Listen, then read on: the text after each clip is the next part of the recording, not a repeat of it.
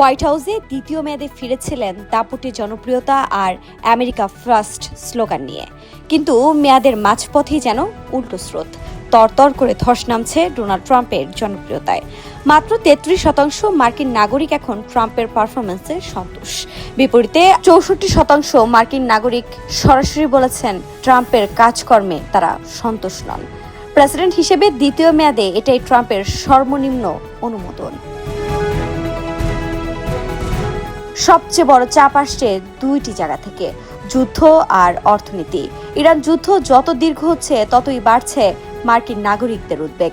জরিপে 80% মানুষ মনে করেন ইরানে যুক্তরাষ্ট্রের সামরিক সম্পৃক্ততা আরও দীর্ঘায়িত হতে পারে, আর 20% মনে করেন এই যুদ্ধের পেছনে যাওয়াটা মূল্যবান।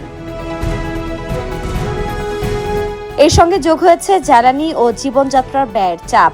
অর্থনীতি নিয়েও বদলে যাচ্ছে মার্কিন ভোটারদের মনোভাব।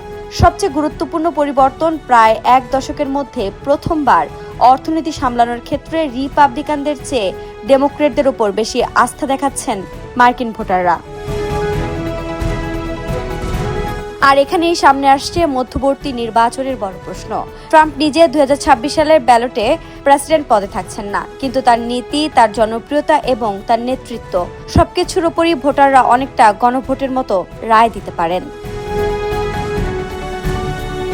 কারণ মধ্যবর্তী নির্বাচনে সাধারণত ক্ষমতাসীন প্রেসিডেন্টেরই দলই বাড়তি চাপের মুখে পড়ে। আর ট্রাম্পের জনপ্রিয়তা যদি নির্বাচনের আগ পর্যন্ত এমন নিম্নমুখী থাকে, তাহলে রিপাবলিকান প্রার্থীদের জন্য ট্রাম্পের সমর্থন আশীর্বাদের বদলে বোঝা হয়ে উঠতে পারে।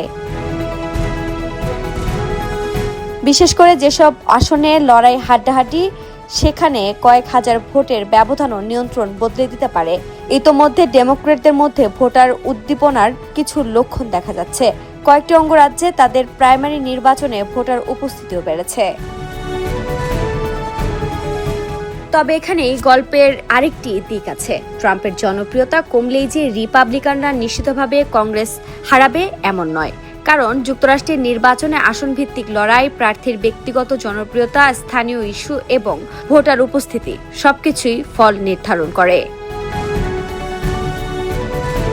কিন্তু বিপদের জায়গাটা হলো, ট্রাম্পের দুর্বল জনপ্রিয়তা এখন আর শুধু ট্রাম্পের ব্যক্তিগত সমস্যা থাকছে না, তা ছড়িয়ে পড়ছে রিপাবলিকান পার্টির নির্বাচনী সমীকরণেও। হাউসের নিয়ন্ত্রণ হাতছাড়া হলে কি হবে?